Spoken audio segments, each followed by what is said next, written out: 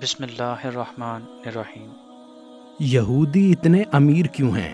Amazon اور motor cycle رکشے والا۔ دوستوں، کیا آپ جانتے ہیں کہ یہودی اتنے امیر کیوں ہیں؟ ایک مسلمان نے یہودی سے پوچھا، ساری دنیا میں جتنی بڑی کمپنیاں ہیں سب یہودیوں کی ہیں، حالانکہ تمہاری تعداد سب سے کم ہے۔ پوری دنیا میں تمہاری تعداد 1,20,00,000 کے ارد گرد گھومتی ہے اور مسلمان دنیا میں 1.5 ارب کے قریب ہیں، مگر تم مسلمانوں سے طاقت اور ٹیکنالوجی سمیت ہر چیز میں آگے ہو۔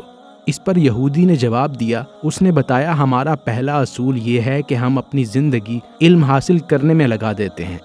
ہمارا دوسرا اصول یہ ہے کہ ہم اپنے بچوں کو بچپن سے ہی تجارت کرنا سکھاتے ہیں، اور ہمارا تیسرا اصول ہے کہ ہم آپس میں بھائی چارے کو فروغ دیتے ہیں، ایک دوسرے کی سپورٹ کرتے ہیں۔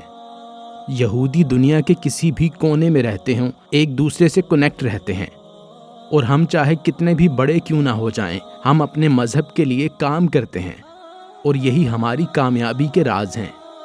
دوستوں، جیف بیزوس ایمیزون کا مالک 1986 میں گریجویشن مکمل کرنے کے بعد، جو کہ وہ کمپیوٹر سائنس میں کرتا ہے، ایک کمپنی Amazon.com کی بنیاد رکھتا ہے، اور دیکھتے ہی دیکھتے دنیا کے امیر ترین افراد میں اس کا شمار ہونے لگتا ہے۔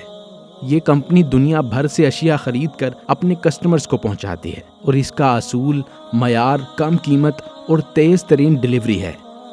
یہ کمپنی 1 ملین یعنی 10 لاکھ سے زیادہ اشیاء کا کاروبار کرتی ہے، اور اس کے مالک جیف بیزوس کی نیٹ ورتھ یعنی اثاثوں کی مالیت ستمبر 2023 تک $160 ارب تھی، اور یہ اکیلا یہودی پاکستان کے بیرونی قرضے اتار سکتا ہے۔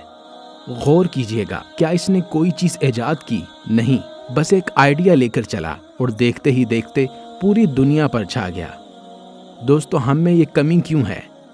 اقبال نے فرمایا تھا، ڈھونڈنے والوں کو ہم دنیا بھی نئی دیتے ہیں، مگر یہاں سچے دل سے ڈھونڈے گا کون؟ لیکن پھر بھی میرا دل ایک پاکستانی کے لیے لکھنے کو چاہ رہا ہے، جس نے 1990 کے ابتدائی سالوں میں، جب ہمارے شہروں اور دیہاتوں میں ہر طرف ٹانگوں یعنی گھوڑا گاڑی اور ریڑیوں اور گدھا گاڑیوں کا رواج تھا، اس شخص نے ایک موٹر سائیکل رکشہ بنایا، جس کے پچھلے حصے میں 6 افراد سوار ہونے کی جگہ تھی، اور آگے ایک موٹر سائیکل تھی۔ موٹر سائیکل آگے سے کچھ ٹیڑھی ہوتی، چلتے ہوئے لگتا کہ یہ رکشہ الٹ جائے گا۔ رکشہ کیا الٹتا، رکشہ دنیا میں لوٹ آیا۔ کہا جاتا ہے کہ اس شخص نے سائیکل رکشہ دیکھا، جو کہ پاکستان میں بہاولپور اور پورے انڈیا میں عام تھا، جس میں ایک انسان اپنے پاؤں سے وہ رکشہ چلاتا اور پیچھے لوگ بیٹھتے تھے۔ اسے یہ انسانیت سوچ سلوک پسند نہ آیا، اور اس نے یہ موٹر سائیکل رکشہ ایجاد کیا، جسے آج پاکستان کی بے شمار کمپنیاں بنا رہی ہیں، اور بے شمار لوگ روزگار حاصل کر رہے ہیں۔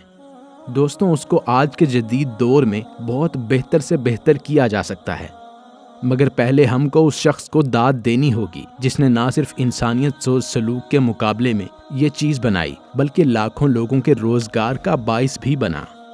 کبھی ہم نے ایسے شخص کو ڈھونڈنے کی کوشش کی کہ ہم اس کی تھوڑی حوصلہ افزائی ہی کر دیں؟ کبھی نہیں۔ ہم رہے مردہ پرست قوم، زندہ کی تکلیف کا احساس نہیں، مگر مردے کو پھر بھی یاد کر لیتے ہیں۔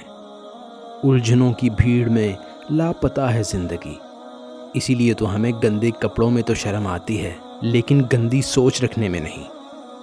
دوستوں، جاتے جاتے ایک بزرگ کی بات یاد آ گئی کہ صرف بزرگوں کی یاد منانے سے بزرگوں کا فیض نہیں ملتا، بزرگوں کے بتائے ہوئے راستے پر چلنے سے بات بنتی ہے۔